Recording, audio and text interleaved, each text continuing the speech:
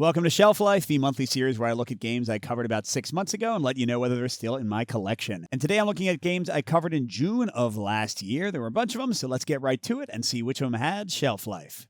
So first in the crowdfunding corner, we have the DC version of Marvel United. I think it was called DC Superheroes United or something like that. And I enjoyed this one. I haven't played the final edition, but I think it's either out or coming out soon. But yeah, if you like Marvel United, this is more and it's good. Or if you want to try it out, there's a nice jumping off point. So that's Marvel DC United, whatever it's called. Next is the upcoming sets for 20 Strong, the Tanglewoods sets. I only got to play a prototype of one of them, the red set, I think it was. And this was mixed for me. I really love 20 Strong. The original 3 sets I think are all pretty great, with maybe Too Many Bones being my least favorite of the 3. But this one I didn't like as much as any of those original 3. I think it's kind of interesting how they have sort of a more varied kind of path to the goal. I do love the art in the game, and I think the way the characters kind of flip over is kind of cool. But I found with most of the characters I played that I was sort of doing the same strategy each time. It felt just a little bit less varied and tactically interesting to me than the other sets. But that's just a prototype, and I know there's a lot more 20 Strong coming, and I still like the core system. So I'll certainly give it a try if I get a final copy. But yeah, that is 20 Strong at Tanglewoods. A bit of a mix for me. And finally, the last one is a digital game. This is Bullet Surge, which is a digital version of Bullet. And this one is great. It's actually gotten a lot better since I originally covered it. When I first covered it, I think it was you can only play the co-op boss battle mode in a real-time mode, which is not at all like the regular Bullet. But they've now added, I think it might even be the default, the option to not have the timer at all and just like take your time kind of deciding things. This is a fun riff on Bullet. It doesn't have exactly the same rules, but it's mostly the game that, if you've played, you know and love. I will say I like this one on desktop. When I tried playing it on my Steam Deck, at least when I tried, it was kind of awkward. Like the controls didn't work as smoothly as I would have liked. But still, if you want to play Bullet digitally, there's a great implementation. I still prefer the real game, or not the real game, the physical copy. But this is a fun one to try out too, especially if you've never gotten the chance to play the game. So that is Bullet Surge. Let's get to the released games. All right, so first is Walking Dead Surrounded. It is a button-shy game set in the comic version of the Walking Dead universe. And you're basically putting out these cards, trying to create kind of enclaves of protected people while dealing with the Zeds, the zombies. And yeah, I thought this one was fun. It's a keeper for me just because, like many other button-shy games, it's tiny. But I think it's got a really nice kind of quick tactical feel to it. It is kind of, if you squint, it has some similarities to things like Sprawlopolis and other things, but it's way lighter than those. It's very just kind of easy to quickly set up and play. There's some variety in how things play out, especially with, I think they sent me like one of the expansions. Not like a ridiculous amount of variety, but as a nice quick filler, I think this one is great. So that is Walking Dead Surrounded. And there was something completely different, kind of the opposite of a tiny button-shy game, is Dawn of Madness, this huge horror narrative adventure experience. This one I thought was amazing in some ways. Had some of the best story I've ever seen in a game ever. Still love that, but it felt like it was kind of mixing things with like the monster management and the story. The dice resolution system and the way you use all these different cubes to like resolve these different effects was really kind of crunchy, but then I kind of just wanted to get to the stories.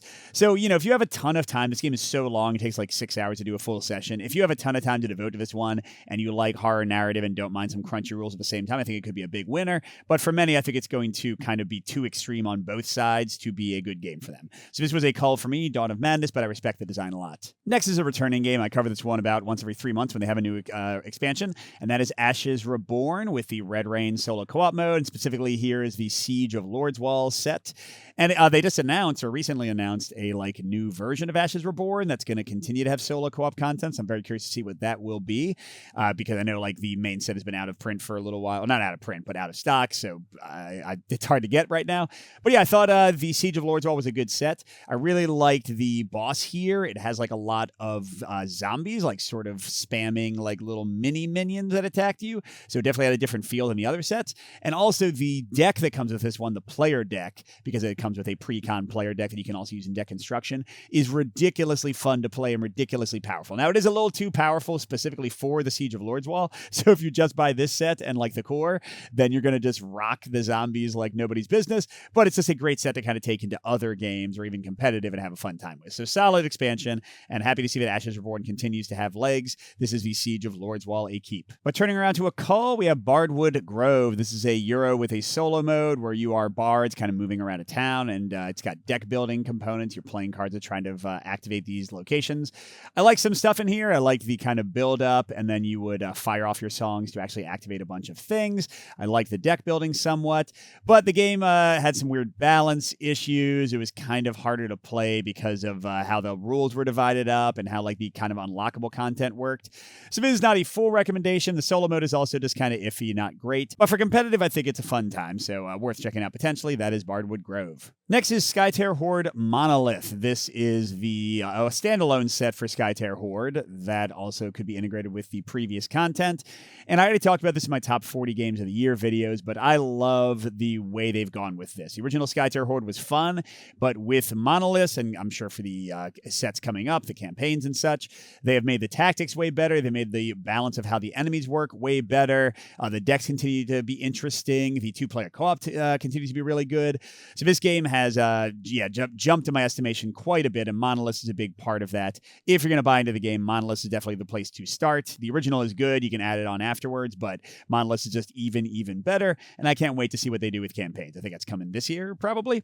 So that's Skytear Horde Monolith, a keep. And next is Harakiri Blades of Honor. And wow, did I really cover this in Dawn of Madness in the same month? How did I find the time? It is a big, epic campaign game with mixes of adventure and kind of dungeon crawling modes.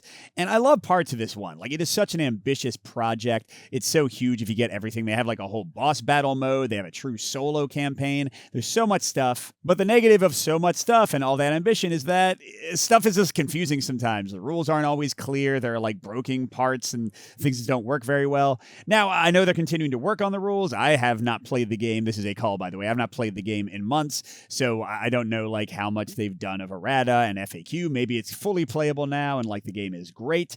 But yeah, I mean, at least with the version I played, you had to put a lot of effort in to kind of figure things out. The game still is kind of awesome, even with all of that, but it's also kind of frustrating. So yeah, mix, and it was a call for me, Harakiri Blades of Honor. Next is Star Trek Alliance, the Dominion War campaign. And there are, I think, 3 standalone sets for this, although they can be integrated with each other. This is a co-op offshoot of the Star Trek Attack Wing, I think it's called, system, which is an offshoot of the X-Wing system. And yeah, I think this one was actually really fun. If you want a co-op solo, kind of like a skirmish, airplane, spaceship game, this is probably the best one to play, especially because I think this is the smoothest one for solo co-op play. I think it's better than the X-Wing systems that were out there. Fantasy Flight had an official one, and then there was the fan-created one for like Atari Sector or something like that. And then also Snapship Tactics has a kind of a similar system, but it's a bit more complex, and that game just takes way more space to play. So yeah, I think this is the best of those types of games, like the Wings of War-ish kind of skirmish, airplane, spaceship games. A decent recommend if you're into that. All right, and then last one is kind of a gimme, Tales from the Red Dragon Inn. I did a play of like a later scenario for the reprint Kickstarter crowdfunding campaign they did. I continue to love this one. I mean, I haven't played it a lot, but I still think the design is awesome. Now this past year was crazy for dungeon crawlers, so I have things, challenging it for maybe my favorite crawler of all time. Like Iridia was great, and Tidal Blades 2 was amazing, and Fate Forge is awesome. So is it still my favorite of all time? Maybe. I would need to play it some more, because again, I haven't gotten to the table in a while. But it's still a ton of fun. The scenarios are awesome, and the characters are great, and the action system is great. So yeah, still fully recommend Tales from the Red Dragon Inn. Just a blast to play. So sort of a good month, bad month. I kept about half of the games, but all of those were either games that I've already kept in previous episodes or expansions for games I've already kept. Pretty much all of the new ones were called. But let's see which of you figured things out and guessed correctly in our contest. So here we go. In Group 1, 64% said none of them. This is one that messed up the most people. Walking Dead got 30% and Dawn of Madness only 6%. People knew it was probably too big for Mike. For Group 2, Ashes Reborn, confident 75%. None of them next with 18, and Bardwood Grove only 7% thought I'd keep it. Group 3, another confident 76% for Skytear, 17 for none, and 7% for Harakiri. And finally, Group 4, Tales from the Dragon Inn, 85%. Star Trek Alliance, 8, none of them 7. So yeah, it really was that first group that messed up the most people. And we have a whole bunch of people that got all of them right this time. Here's the kind of ugly spreadsheet of them. The 2 in red, Alan Karahar and Charlie Taft, got them all right, but said they didn't want to be entering the contest. The ones in yellow have double entries because they're Patreon supporters, and the ones in white are not Patreon supporters, but also got them all right. So I'm going to roll a d6 for, I guess, the row, and then another d6 for the column, and see who gets it. All right, and the row is 1 and the column is 2. So row 1, column 2, we've got Andrew Luxton Riley. Andrew Luxton Riley, congratulations on winning. I'll be in touch about your free game. And everybody else, check the video description if you want to enter for next month. We'll see you at the next stop.